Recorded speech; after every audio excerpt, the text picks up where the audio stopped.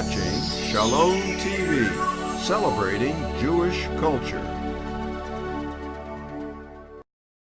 Funding for Shalom TV has been provided by the following.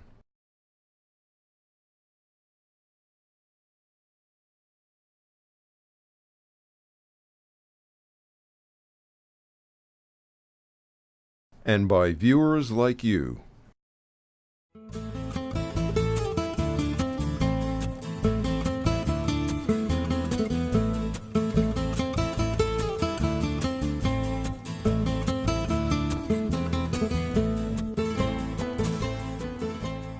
Well, lucky me.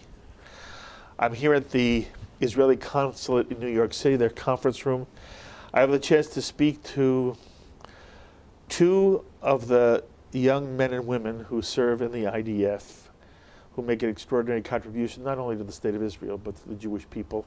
And just to give you a sense of who they are and what some of the issues they confront are and what their thinking is. And I have the pleasure of beginning with Neta, and I thank you so much for being willing to sit with us. Thank you for how long have having you me. been in the United States now on this trip? We're here since Sunday, so I guess 5 days. 5 days. But you've been working the whole time. Yeah.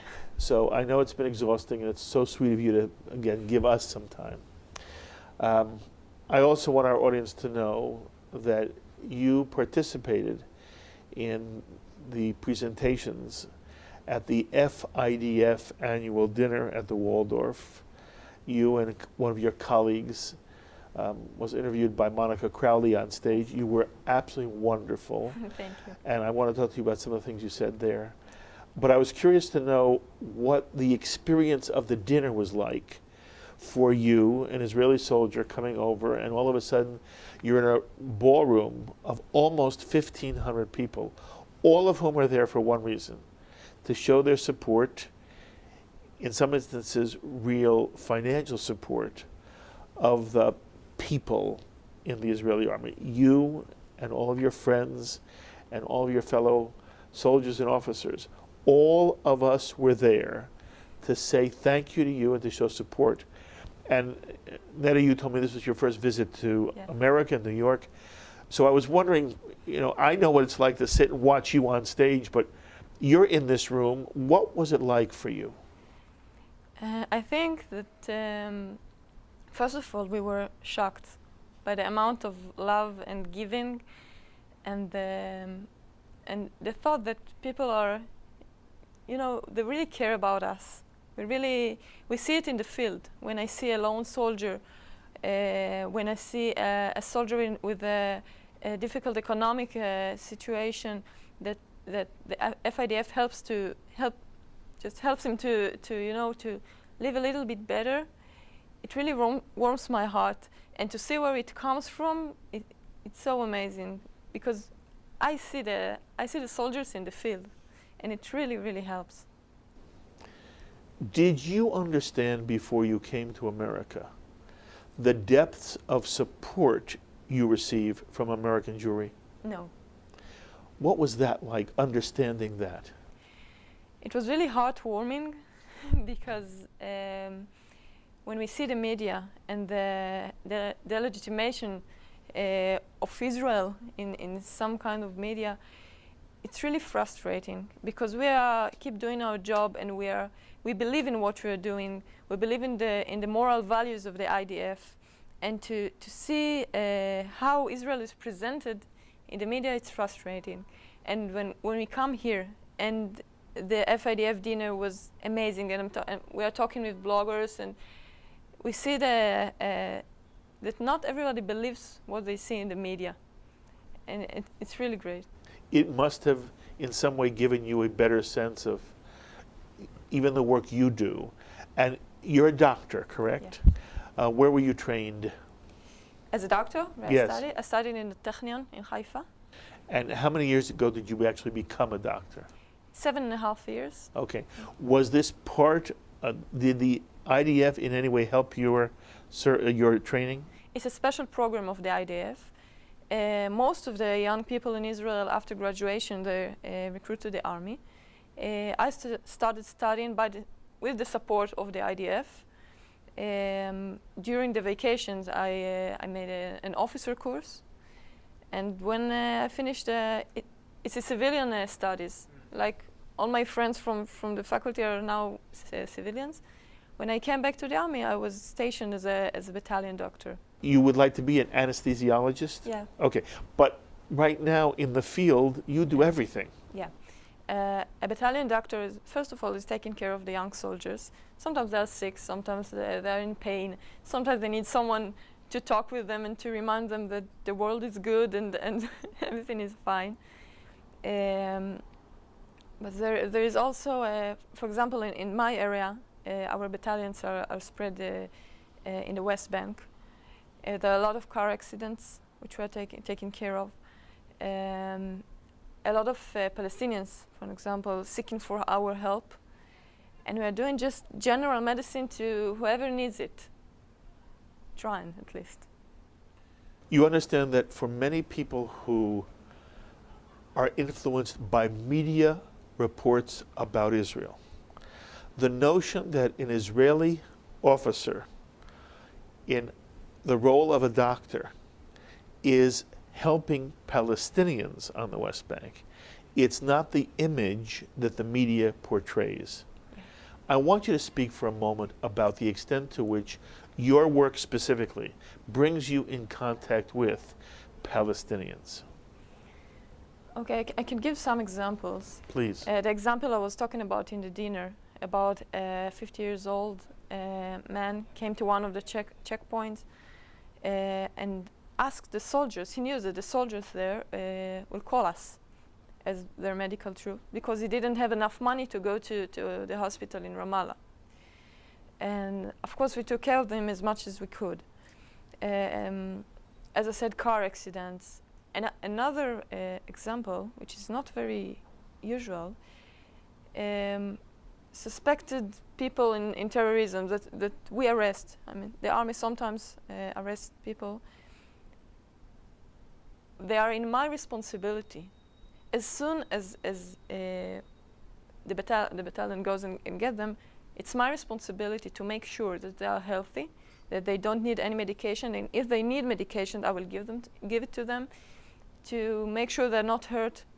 If they need a doctor, a doctor in the place they're going to, I will make sure they will see a doctor.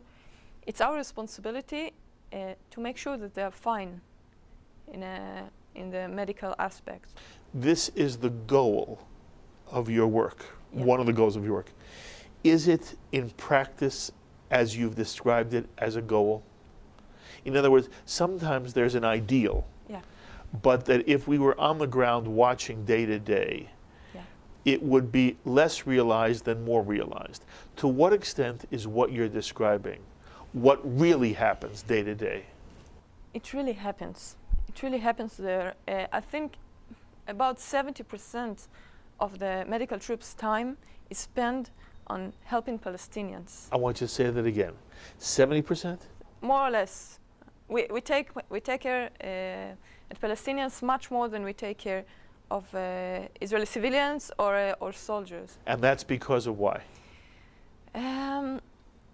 As I said, car accidents are a problem in the West Bank. It's just the population. The population in the West Bank is made of Palestinians, the majority right now, and settlers, okay, and soldiers.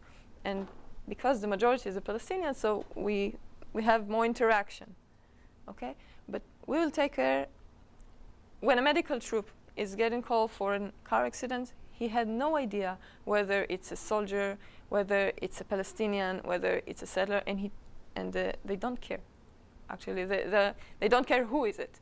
They care about just taking care of this person, of these people, medically. Forgive me for pushing you a little bit on this subject. It is so fascinating. And again, Neta, I believe it goes against what most people imagine. So I want to describe it a little bit more. You know, we're meeting now in the aftermath of two horrific events that struck Israel lately. First, there was the tragedy in Itamar with the Fogel family when a mother, father, and 3 of their children were literally slain in their bedrooms. And then, as we're meeting, it's just a few days after a bombing in Jerusalem, and there hasn't been that kind of bombing for a long time, and all of a sudden it shakes everybody. And I hope you understand, especially since you now saw that dinner, that there are many American Jews who, even if they're not Israeli, even if they haven't been to Israel in a long time, when something like this happens, we feel it happens to us too. We identify with the pain and suffering of our Jewish people in Israel. But it must be 10 times, 100 times worse for those of you who live in Israel, who sometimes know the people who are injured or sometimes lose their lives. It would not surprise us if there was resentment and anger and bitterness among young Israelis your age, so that you would almost say, why am I taking care of Palestinians who are in some way connected to people who are sneaking into villages, into settlements, and blowing up bus stations? Why is there... The question is, do you hate Palestinians?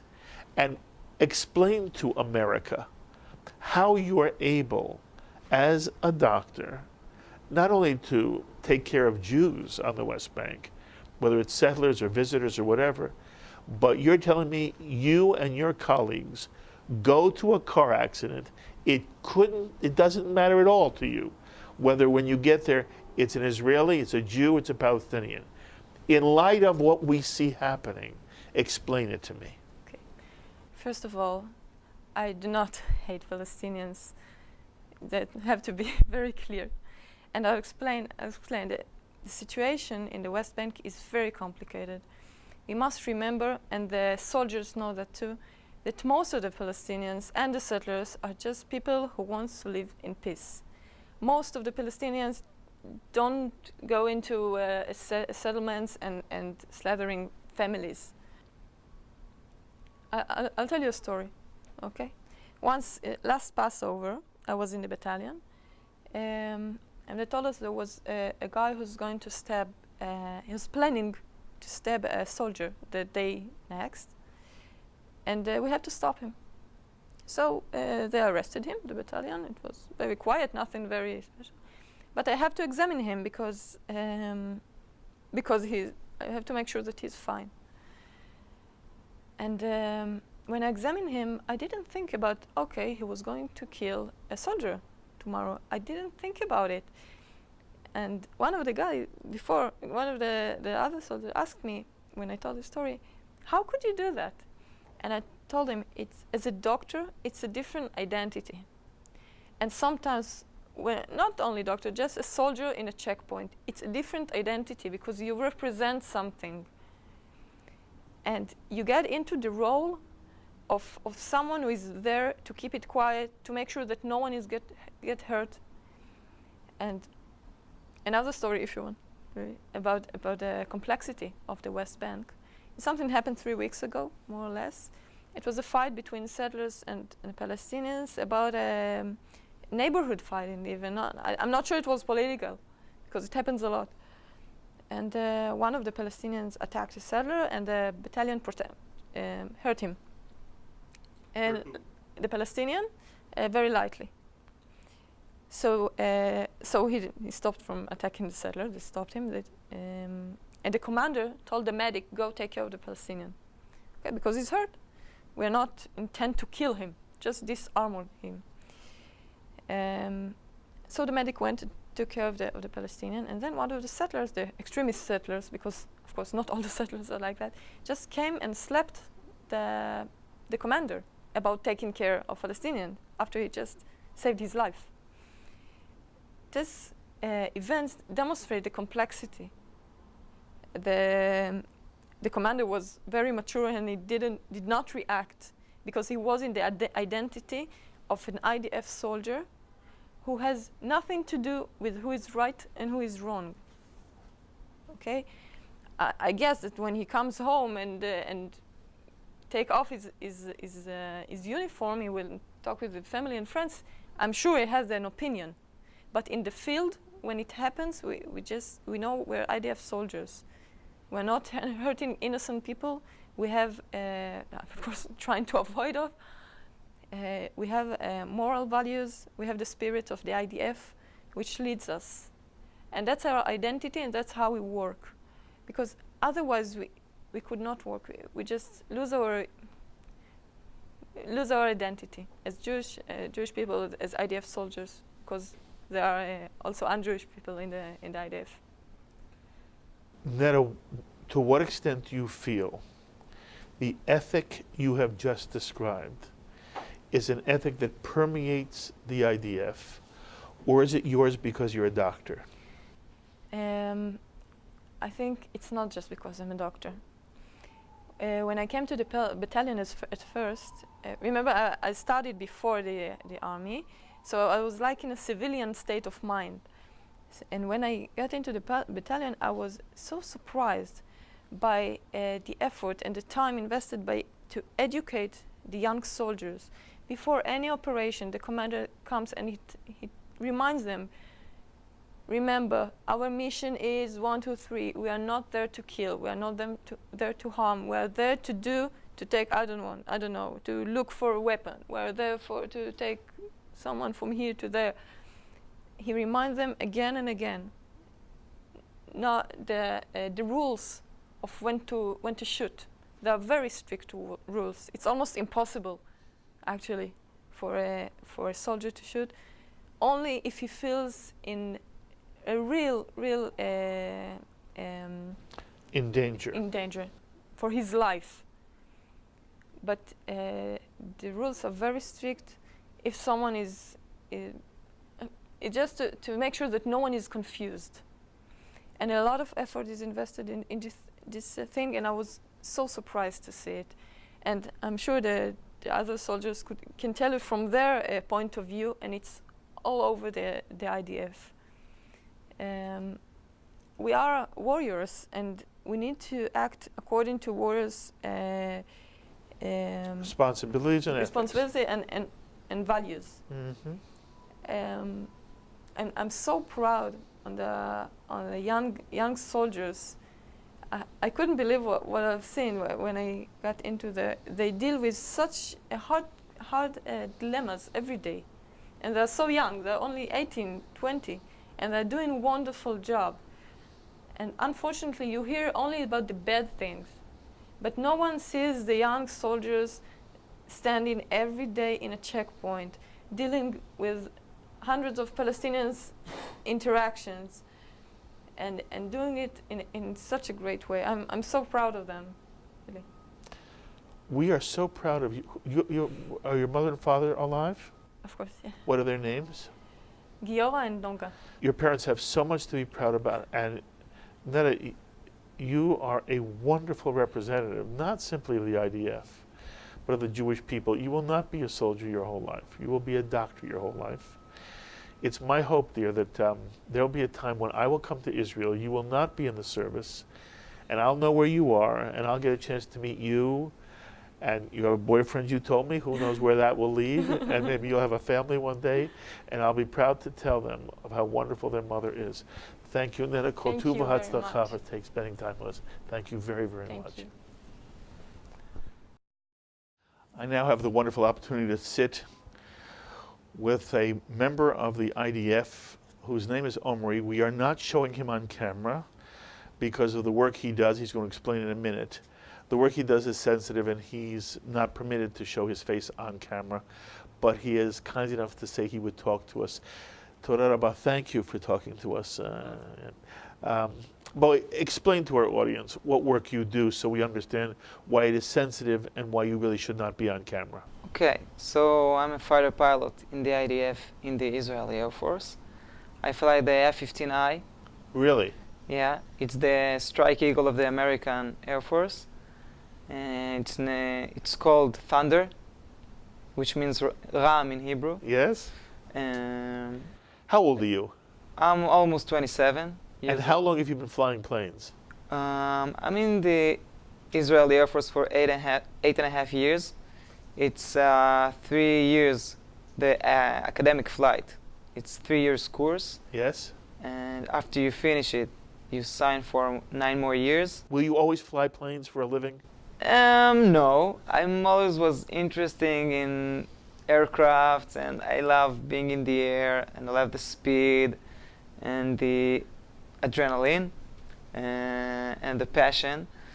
And the 12 years is so long, so you have a lot of experience with a lot of things, and I will have to decide in about 3.5 years if I want to stay in the Israeli Air Force or to quit.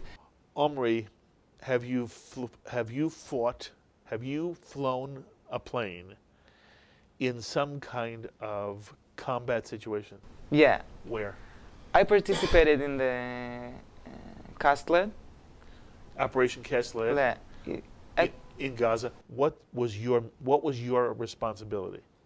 Actually, you've got targets from the ground that been examined very carefully and from all possible aspects to minimize the chances that you might hurt innocent people or uninvolved citizens. And after you have a permission to attack the target, you take off. You still need to get another permission before you take while you're in the air on the radio. And even if after you drop the bomb, you still need to look at the target and to see that uninvolved citizens is near the target till the last second that the bomb is going to impact the target. So actually, it's targets of the Hamas, most of them, all of them, and my job was to hit those targets that were examined from all the aspects I told before. You know, the international media makes a big deal anytime Israelis take the life of civilians.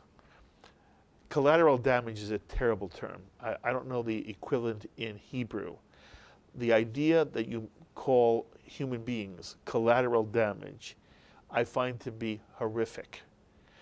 But it is almost inevitable in war that there won't be innocent people, meaning non-combatants, who are struck by the fire of the other side. In this case, it's inconceivable that a pilot such as you could only hit a Hamas target, and that there wouldn't be some civilians who were caught in the crossfire. And I'm wondering how you feel about that. It's a very hard thing. You're right. And we still do our best, and usually we do it good. There are mistakes sometimes, and we're very painful, and I feel terrible if something happened and I, by mistake, hit innocent people. It didn't happen to me before, and I hope it won't. It hasn't happened to you yet? No, not personally. That's but wonderful. I can tell you 2 things. First of all, I will give you example of Please. my squadron attack, that there was the air crew that got permission to attack the target. They dropped the bomb. During the time of flight, there were 2 or 3 cars of uninvolved citizens and 1 man that walked by foot. And 4 seconds to impact, they've been told on the radio to switch the bomb to the side.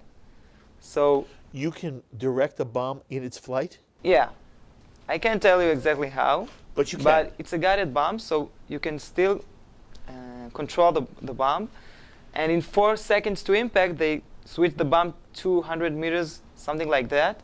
And after the explosion, you could see that the cars are still driving and the 1 person is still walking, so everyone was alive. Another thing about the feeling, you asked about the feelings. So go back home and land back in your base when you didn't do your mission and you didn't attack your target that you were supposed to attack.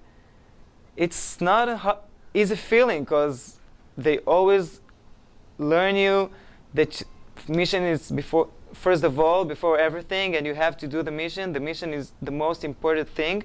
But what I realized during the Castlet operation, that the most important thing was not hurting uninvolved citizens, and just then hit the target. And another thing, when you don't attack the target, it means you go back with the bombs on the aircraft. It means that the aircraft is heavier. When the aircraft is heavier, you risk yourself more on landing. Because it's heavier, the land is more dangerous, the stop is more dangerous, the brakes got hit more than when the aircraft is lighter. But we do that. We do that with the good feeling that we risk ourselves because we could not attack the targets. So how do you and your friends in your squadron feel and react when a Goldstone report comes out saying that Israelis intentionally went out to kill Palestinian civilians? I'm angry. I feel angry. How can they say it after I know I landed just before 10 minutes and I did not attack my target because there was innocent people there, and that's the only reason I didn't do it. The target was important. The bomb is very expensive bomb, and we switched the bomb to the sides, and it's exploded, and it didn't do the mission, and it didn't hit the target it should be.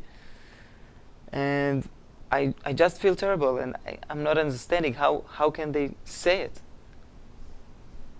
That's the feeling. Do you hate Palestinians? No. Do you hate Arabs? No. Why not? I live with them. I have an Arabic friend. He learned with me in my class. They are human beings. I don't hate anybody. It's a military issues, and the Hamas is shooting missiles at the south end of the country, and they are terrorist organizations. But it's a military issue, and when I'm in the military and when I do my job as a pilot, I do what I have been told to.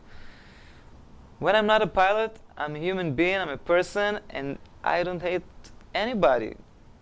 Even though there are Palestinians who are breaking into communities and killing people in their sleep and putting bombs once again in Jerusalem bus stations, you still don't hate?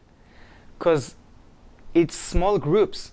There are different between the Palestinians as a big group and the terror organization, that they are a small group, that I am fighting against them in order to protect my country. I don't attack them because I want to kill them. I attack them because they are threatening my country and my citizens, and I need to protect my country. That's what I have been trained for, and generally I don't hate the Palestinians. So my last question. There are American Jews who argue that the Palestinian people as a whole really want to annihilate the Jewish state, don't believe there should be a Zionist entity anywhere in the Middle East, and that our enemy, the enemy of the Jewish people, is the Palestinian people. You seem not to feel that way. If you had the opportunity to speak to American Jews about this issue, what's the one message you'd want to express to them? I would tell them, I think I will tell them to, if they don't have a reason that threatens their life during the day, don't hate anybody and don't be angry on anybody. They need to realize that it's coming from defense. It's coming from protecting my country, and not about hate, relationship, and angry, and I don't know. If there was no reason, I prefer not to do it, but we have to. Your parents must be very, very proud of you. And I want to tell you something. Yeah. It's not just your parents who are proud of you. I'm proud of you. Thank you very much. The entire Jewish people are proud of you. I don't know if you are really just typical of every young person who serves in the IDF. But I have to tell you that you were at the FIDF dinner. Yeah.